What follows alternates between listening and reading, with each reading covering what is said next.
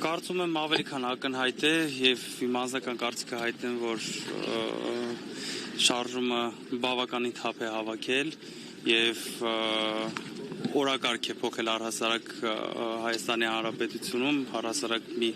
ուրիշ էներգիա է բերել մեր հասարակության համար, որի համար մենք շատ ուրախ ենք ու մեր ազգն էլ է շատ ուրախ։ Կարելի է կապել այսօր հերթական շինծու գործն են բերել ներս քննման, փորձում են Սամվել Կարապետյանին եւս 2 ամսով ավելացնել, Սամվել Կարապետյանին ավելացնել, այո, արդեն գրեթե 4 ամիս է մեր ազգային բարերար Սամվել Կարապետյանը գտնվում է ապօրինի անազատության մեջ ու մենք էլ այսօր բոլորս հավաքվել ենք մեր խոսքը բարձրացնելու, պահանջելու արդարություն, պահանջելու արդար դատավարություն։ Պարոն Ալեքսանյան, հաշվի առնելով օրինաչափությունը, որ սովորաբար իշխանությունները չեն ընկրկում եւ շարունակում են իրենց, այսպես ասած, գործողությունները, ինչ եք պատրաստվում անել, արդյոք